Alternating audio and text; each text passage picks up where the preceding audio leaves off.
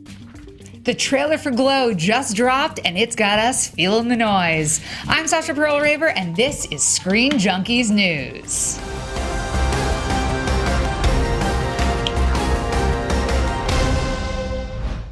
Question: do you love the 80s? Do you love professional wrestling? If so, have we got a Netflix original series for you?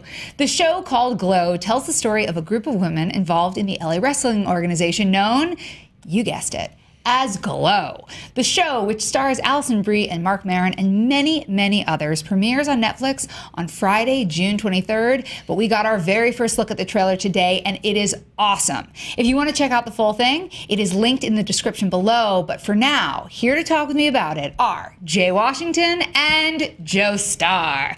Hello, gents. So before we even talk about the trailer, let's talk about Glow. Because Glow, people may or may not know, is a real thing. Yes. Glow is a very legit thing.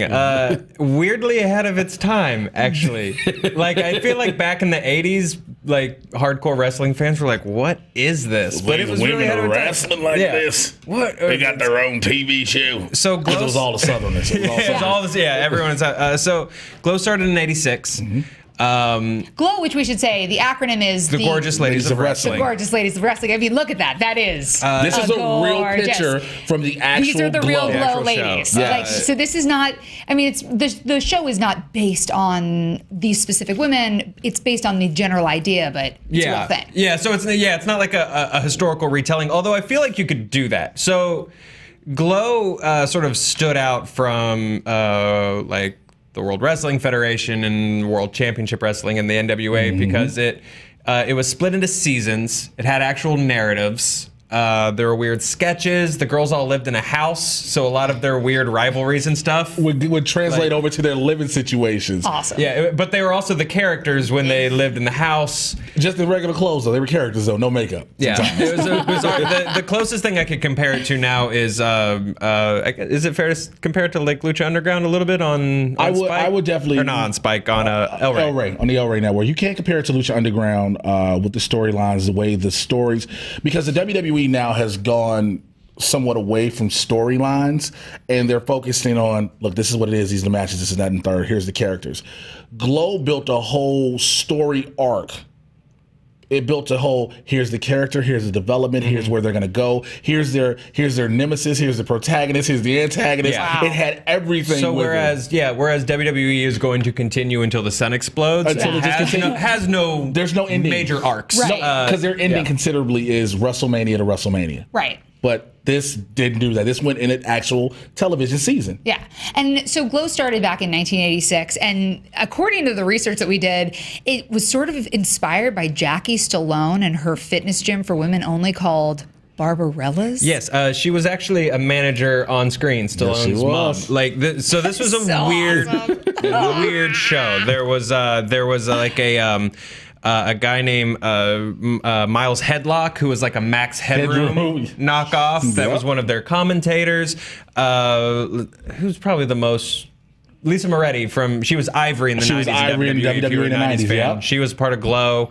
There's a great documentary called The Story of the Gorgeous Ladies of Wrestling, which... Seek it out, whether you care about wrestling or not. It's such a cool story about these ladies because they were all actresses who just wanted to be on a show and they walked in basically into professional wrestling careers. Which the trailer shows you how these women in the trailer become wrestlers is literally how they became wrestlers in real life. Yeah. They literally were just actresses. Yeah. And they got trained.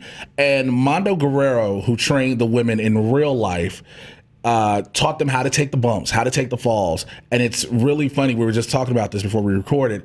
Chavo Guerrero, who is now Chavo Guerrero Jr., and I think Senior and Junior helped. I'm not sure. Rest in peace to Chavo Senior.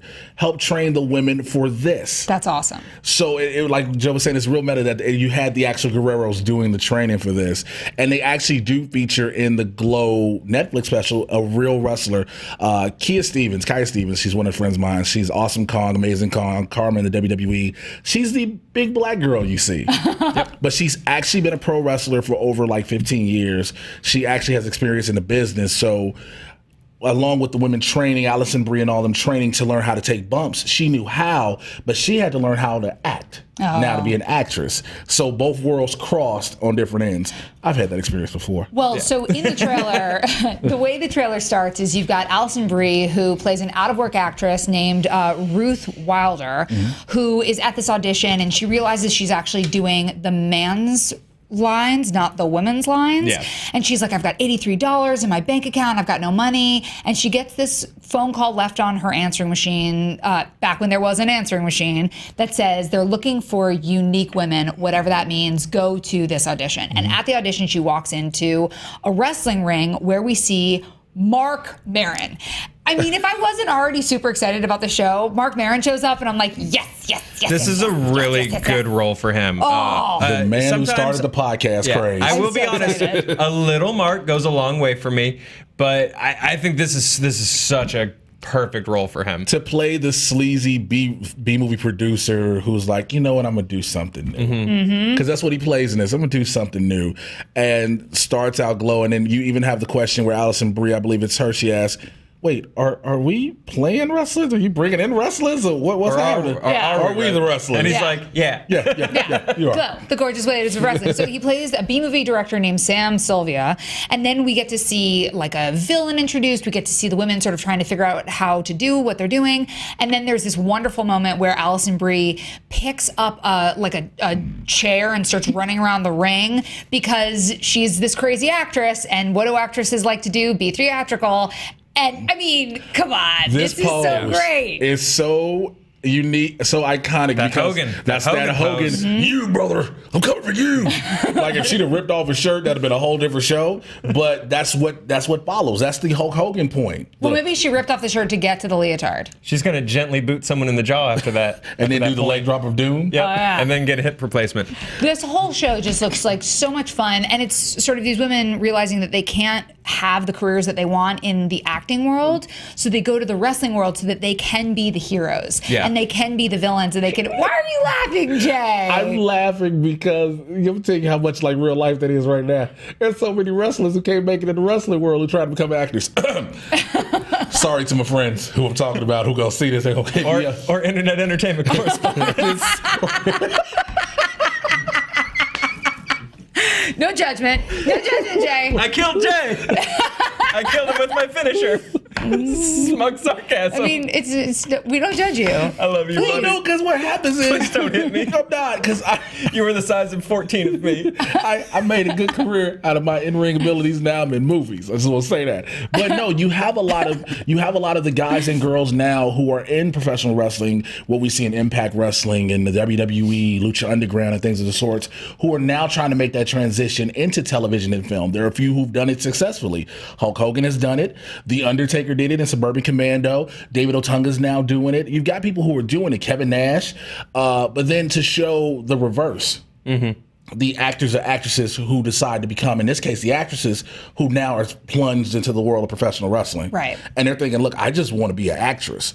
I just want to try to be in front of the bright lights and the glitz and the glamour. I don't want to be getting slammed and then love it. Yeah. Oh, hitting people is so fun. getting that addiction. And some of the training montage stuff is really great in this trailer. Yeah, when I'm seeing him hit the ropes for the first time, and I've hit ropes once and never again. Never again. I feel like it would be springy. Oh God, darling, it's like Does it hurt? It's like hitting like aircraft. Let me tell you something. It's real cords. tight bungee. It's real tight bungee cables. No, they hurt. They're super tight. You have to learn how to hit them properly. You have to have your right hand hook it. Some people use their left hand to catch it as well, because sometimes the ropes can be too tight and break.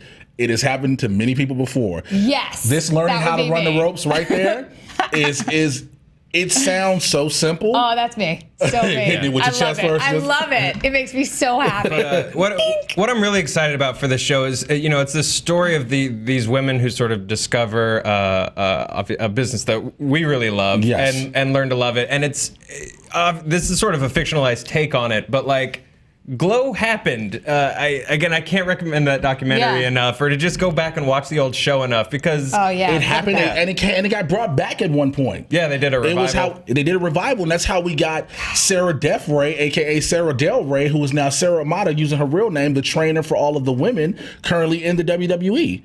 So it has actually, again, Lisa Moretti, Ivory, it's produced Hall of Fame level talent. So, you know, people may Which not. it really should not have. It should. Are you kidding me? This no, is it should not commanding. have. It honestly, it was supposed to look be at a that. joke, Yeah. but it Leotard. ended up producing Leotard. Hall of Fame talent. Yeah, I think that's the crux of this show. I'm sorry, we've been talking about Glow for a half hour, but I really love Kind of awesome. the show and this history. That's the crux of it right there. I think it was supposed to be a stupid, like, eye Yes. candy joke, and the creators involved started to realize we can do better.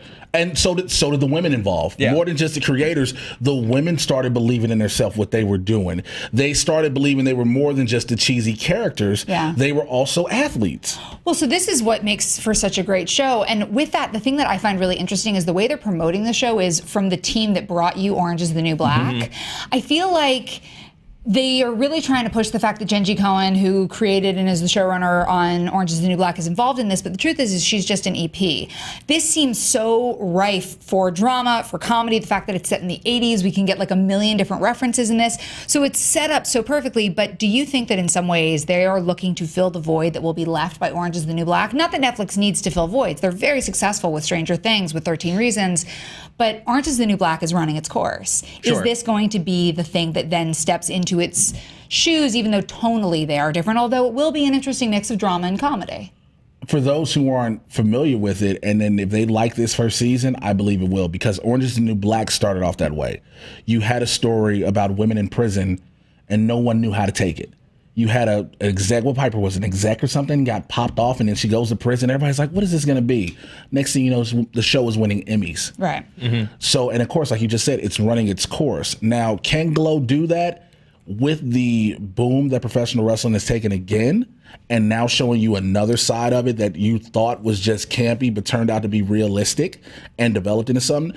I could see 2 or 3 seasons coming out of this. 2 or 3. I'm thinking 5 or 6. Yeah. I'll give it the minimum. I mean, you got to say for the bare minimum because of Sure. the way people's attention spans change. I'm not trying to discount it, discredit it at 2 or 3. Right. That's the minimum. Yeah. I think this the crew that they have on this, in front of the camera, Marin and Allison Brie, they can be such dramatic actors, but they're also such good comedians as well. I think you're gonna get just a full range of just weirdness on this show. There will be some drama. There will be a lot of comedy.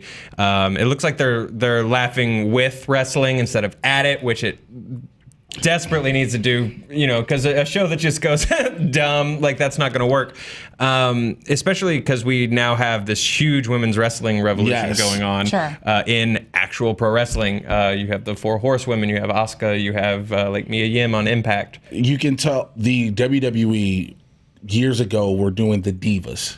These were all just the pretty girls who would occasionally They go still into have the that real show on E, I think. total divas. But the women that are on it now aren't labeled as the divas anymore. These are now women superstars. Just like the dudes. They're just like the dudes. It's the women's division. And so they put in just as much work in the ring as the guys do. You now have this new revolution of women headlining the shows, headlining Monday Night Raw, headlining pay-per-views, being in some of the backdrop banners for WrestleMania, which had never happened before. And now, as a result, you're seeing a lot of like little girls and like younger kids like dressing as these female characters, which wouldn't have been a thing like 10 years ago. So I think the timing is right for Everybody was this only show. dressing like Lita, and that was just normal. Man, I can't wait. I think the people show's shouting going Hot to be Topic. so fun. The other thing that's really great about the show is it is set in 1987, it looks like. Yes. Victor Torres, who is so great, found some little tidbits. He was like, I think I see a billboard for The Last Emperor and Ironweed. Those both came out in 1987. That is the Sunset Strip right over there by Crescent Heights. Were there any moments in this trailer that got you in like the 80s place where you're like, oh, they're going to have so many fun things? The robot. Yeah, robot. Yeah, we got to talk about the drug robot. Drug Talk about the drug robot. This robot delivers drugs. I mean, it's all 80s officially with all the rolled up cigarettes. Yeah, just with a Commodore 64 on its head and a belly full of cocaine. That's a fun drug robot. That's a fun drug robot. We have all right been singing Quiet Riot in the office all day because of the song that they use in the background of the trailer. Personally, I think, yes! Get it, Quiet Riot! I cannot wait for June 23rd. I'm incredibly excited for this show. And we want to know, are you excited? Do you think this could be the next Orange is the New Black? And did you watch Glow growing up? And what's the name of the documentary again? The Story of the Gorgeous Ladies of Wrestling. go check it out.